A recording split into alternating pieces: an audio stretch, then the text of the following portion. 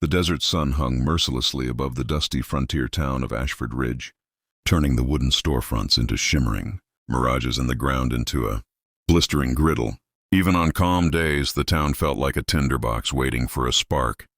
But today, it wasn't waiting. It had already found its flame.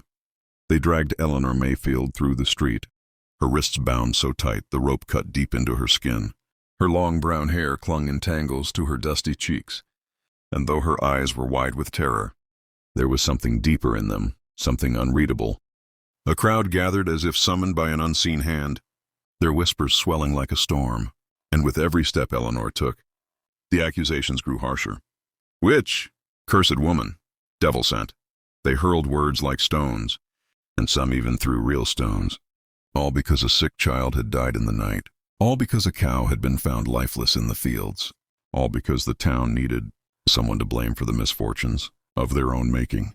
They tied her to a wooden stake in the center of town, stacking dry logs and broken planks around her feet, their faces twisted with fear disguised as righteousness. Sheriff Halpern stood in front of her, pretending authority but trembling inside, for he knew the truth. There was no witchcraft, no curse, only ignorance and convenience. But the town had chosen its scapegoat, and he, being a cowardly man, had chosen silence. Eleanor's breath shook as she looked at the crowd. She had healed their wounds, delivered their babies, sat beside their dying, and fed their hungry.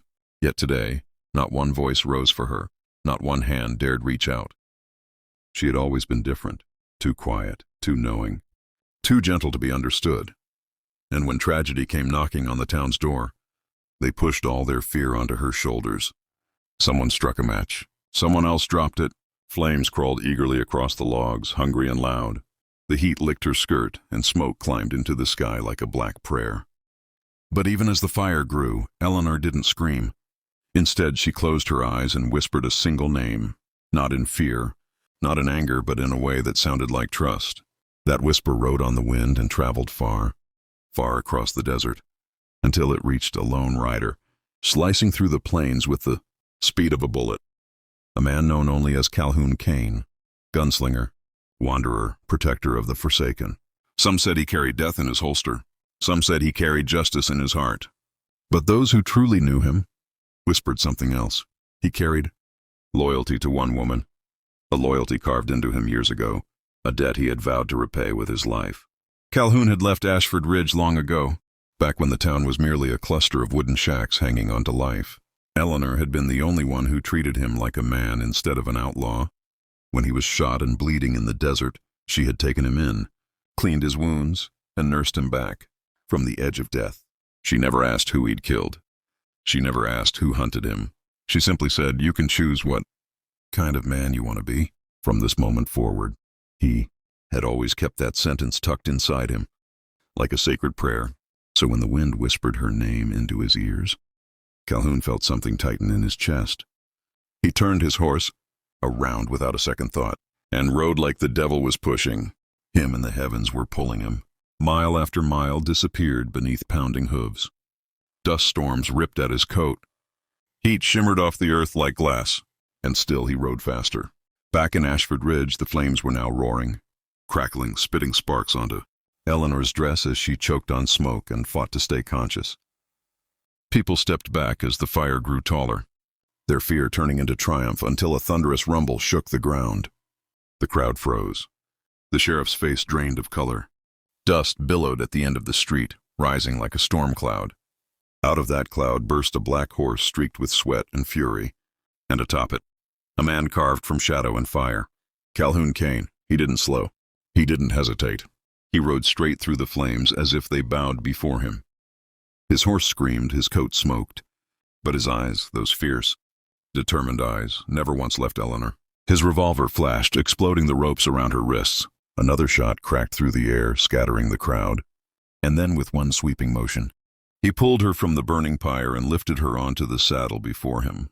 The crowd didn't breathe. The sheriff didn't blink. Calhoun looked at them. They rode until the smoke of Ashford Ridge disappeared behind desert dunes and the fiery glow faded into the horizon. The horse's hooves slowed only when Calhoun was certain no one followed. Eleanor collapsed against him, trembling from shock, exhaustion, and the scorching burns on her skin. Calhoun dismounted gently, lifting her as if she were made of glass. They took shelter beneath an overhang of red stone cliffs, the shade a cool mercy after the hellish blaze. Calhoun laid his coat beneath her, fetched water, tore strips from his own shirt to bind her burns, and when he finally spoke, his voice was low with anger and a kind of heartbreak only a man who loved in silence could carry. "They tried to burn you alive," he whispered. "You should have sent word." Eleanor, her throat raw from smoke, managed a hoarse laugh. "And how was I supposed to do that, Calhoun?" "With a raven? With a magic spell, since that's what they think I am." Her attempt at humor cracked into a sob.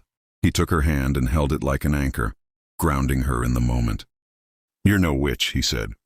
"You're the only good thing that town ever had." As dusk settled around them, Eleanor told him everything, how the crops had failed, how sickness had spread, how desperation had poisoned the townsfolk's hearts. They blamed her herbs, her remedies, her knowledge. People feared what they couldn't understand.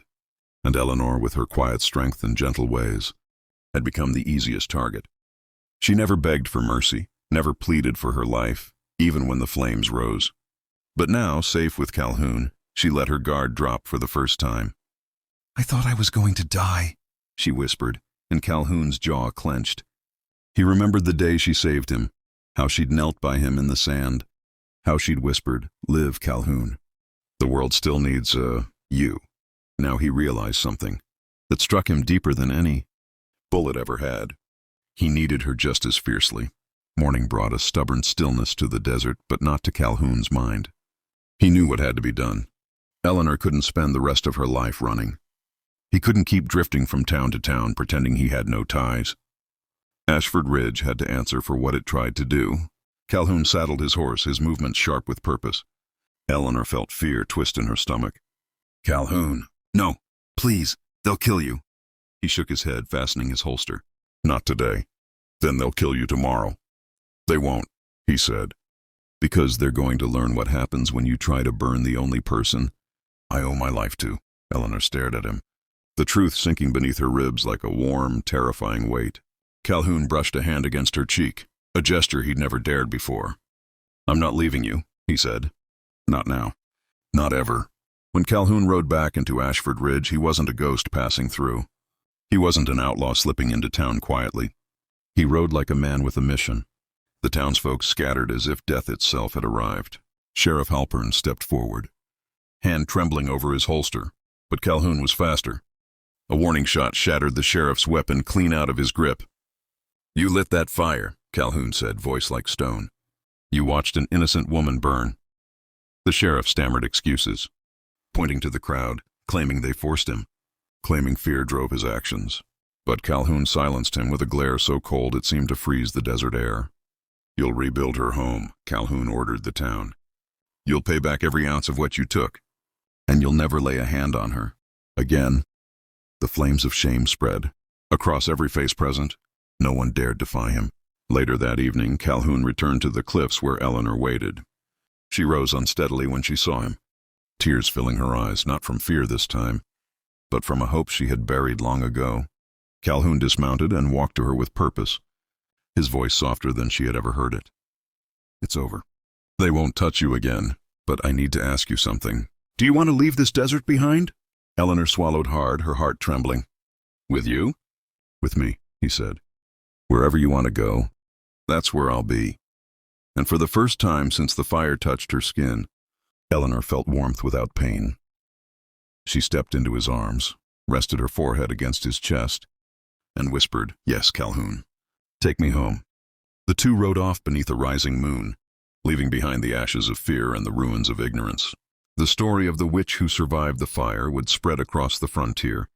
But the truth, the real truth, belonged only to the gunslinger, who rode through flames for her, and the woman brave enough to trust him. If you want more powerful emotional stories like this, make sure you subscribe.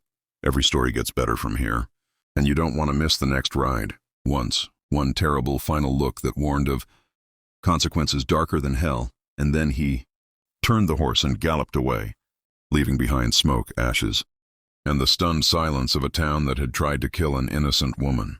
And though no one dared say it aloud, every single person felt it. The fire had not been strong enough to drown the truth. The truth had ridden straight through it.